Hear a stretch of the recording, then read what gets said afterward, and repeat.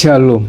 Kali ini kita akan merenungkan satu tema, yaitu jika ingin berubah, kita harus menghadapi kebenaran. Efesus 4 ayat 21 yang ke A. Karena kamu telah mendengar tentang Yesus dan menerima pengajaran di dalam Dia. Rahasia perubahan pribadi itu bukanlah tekad. Rahasianya adalah mengetahui dan menghadapi kebenaran. Kita harus tahu dan menerima kebenaran tentang diri kita dan sifat kita. Tidak akan ada perubahan dalam hidup kita sampai kita mengenal dan menghadapi kebenaran tentang kelemahan kita. Hubungan kita dengan sesama, kesuksesan dan kegagalan kita, serta masa lalu dan masa depan kita. Nggak ada yang berubah sampai kita mengetahui dan menghadapi kebenaran. Dan kebenaran itu cuma ditemukan dalam Yesus, bukan yang lain. Kok ada yang sampai ngomong yang lain, berarti itu hoax ya.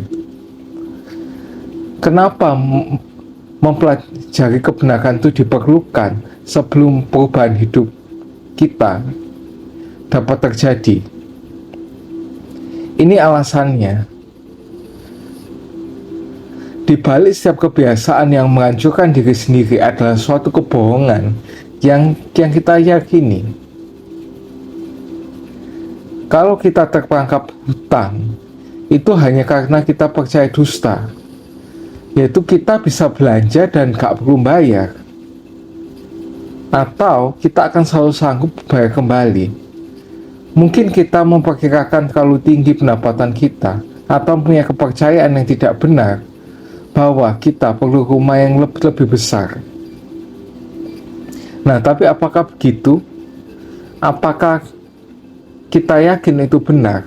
Apakah kita bisa membuktikan kalau itu benar? Apakah kita sangat yakin bahwa hal yang kita percayai mengenai keuangan itu benar? Gimana dengan hubungan kita dengan sesama?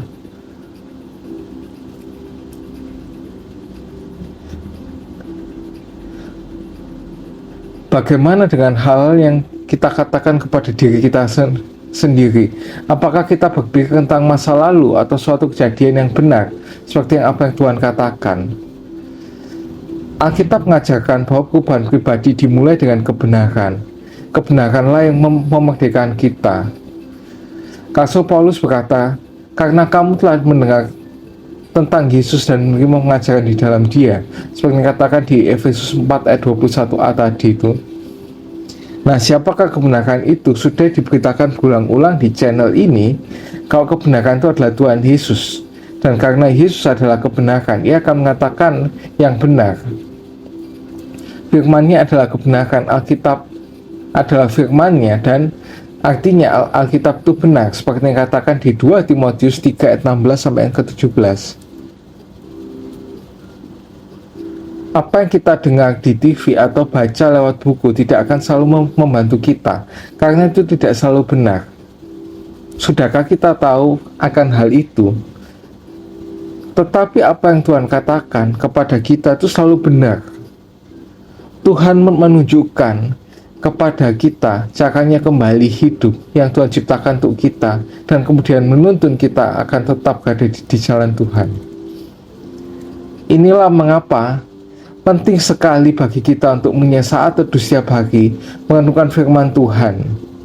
Tiada yang berubah sampai kebenaran itu tertanam di hati kita, selama kita membangun hidup kita di atas dasar kebohongan, kesalahpahaman, kecurangan, atau hal yang cuma separuh benar. Kita tidak akan pernah berubah. Tetapi ketika kita menghadapi kebenaran itu, kita akan mulai melihat perubahan itu dalam hidup kita. See you and God bless you.